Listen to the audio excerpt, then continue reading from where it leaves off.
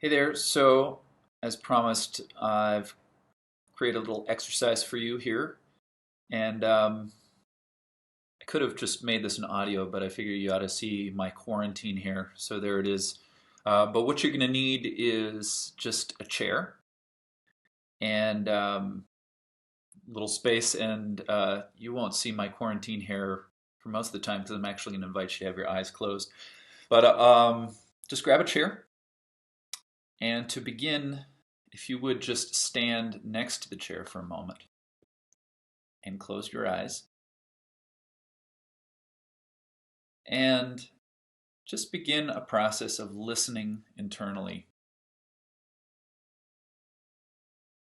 And notice there's a way that your listening may well begin in the area of your head, because that's where your ears are after all. But if I ask you to listen down into your legs and down into your feet and down into the connection with the floor, you can actually think of moving away from your head, not listening from your head, but just taking your attention internally down through yourself until you embody the connection with the floor below. And just notice a simple thing here, which is you are not still. There's an ongoing dialogue, an ongoing movement of the pressure under the soles of your feet as your nervous system continually adjusts your base of support. And corresponding to that movement under your feet, if you bring your attention back up, you might be able to feel that your head is shifting slightly over the base, a little here, a little there, forward, back, side to side. Okay, so now come and sit in your chair and just sit a little bit towards the front of your chair and have your feet comfortably on the floor in front of you. Have the soles of the feet planted there. And put your hands on your legs. And once again, close your eyes and just notice you're probably a bit more stable here in the chair. You have more of yourself in contact with support, not only the soles of your feet, but the bottom of your pelvis. But notice if there's still some kind of a sway that's going on here, some kind of a movement. And again, just listen to it. You're not trying to change anything, but notice if you could say that you're shifting from here to there and from there back to here, where exactly are here and there located? Are you moving a little left and right? Are you moving a little forward and back? Are you moving in some combination of going from one side to the other and forward and back? Maybe it's a bit of a diagonal movement. And notice also if you're rotating at all. Does your chest, do your head and your eyes turn a little to one side as part of the movement? So this movement may change as you pay attention. But just continue to listen and notice again if the movement is related to some kind of shifting under the soles of your feet and also some shift of pressure of how your pelvis meets the chair. Maybe you're just in this tiny way, you're rocking from one point on your pelvis to another. And now, as all of this is going on, there's your breath coming and going. Now, it could be that the swaying movement that you've been paying attention to, it kind of corresponds to your breathing. Or it could be that your breath goes in and out in a different rhythm.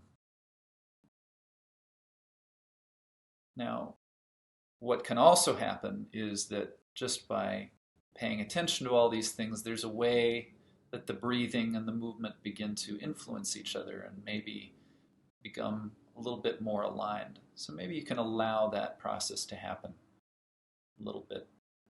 Your breath fills your lungs And then, of course, you empty the lungs on the exhale.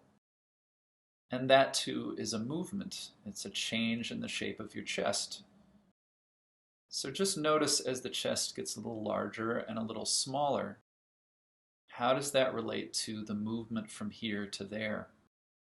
That's expressed in how you connect to the floor and how you connect to the chair. And then begin to notice in particular, which direction do you seem to move as you inhale? As the chest fills, does the weight also shift in a particular direction? Does the head travel through space in a particular direction? Does the height of your head change? In other words, as you breathe in, does the space between the top of your head and the ceiling change, either growing larger or smaller, as if you just got taller or as if you just got shorter? And where does your body go in space and in relation to the space around you as you exhale?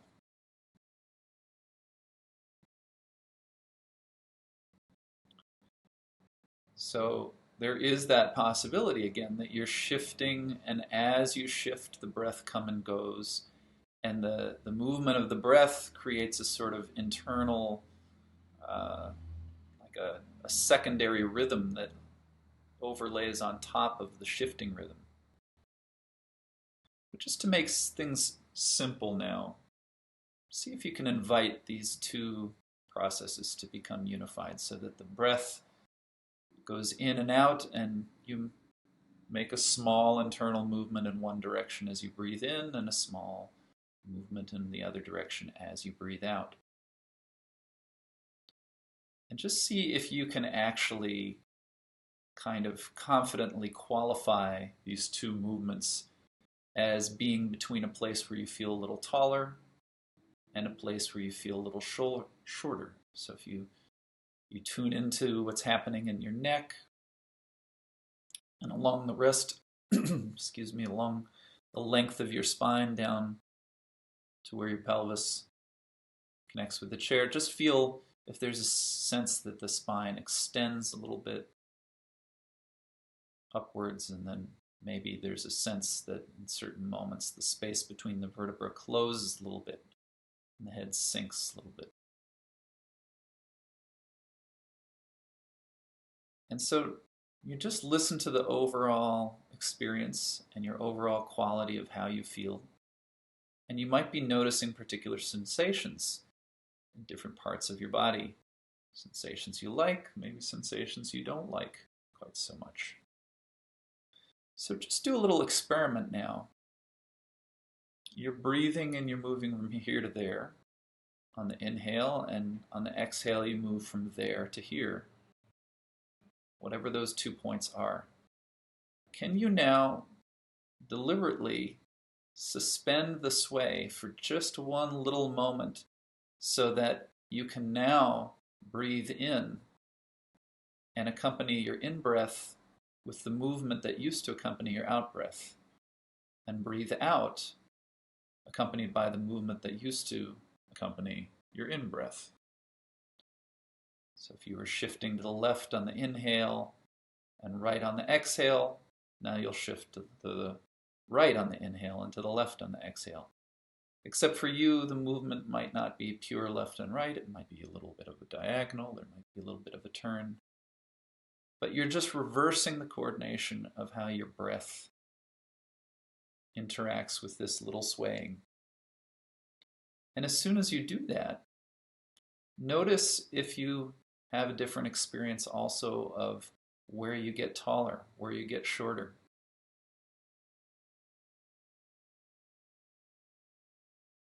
So what you've done is you've made a little bit of an intervention into the sort of natural experience that was already there in your little postural sway and your breathing, and you've made an intervention and changed the pattern slightly. So what you're doing right now might feel more comfortable or it might feel a little odd, because this is not sort of the movement that your body and your connection to the environment produced as a sort of a natural thing to begin with.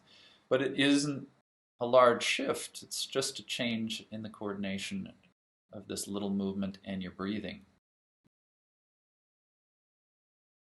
And so just feel what's there.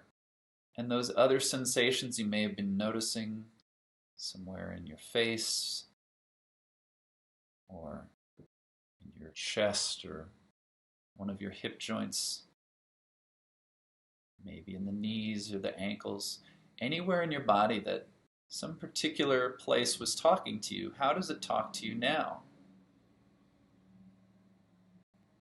And you're not trying to cure something. The idea isn't that something just immediately improved, but you are giving yourself a different kind of information now. Now, if you just let go of all of this and just continue to sit, but notice, of course, you continue to breathe. And if you pay attention, there's still kind of a swaying that's probably still there. Just notice if there's something new in your overall experience of how you're sitting, how you're relating to yourself.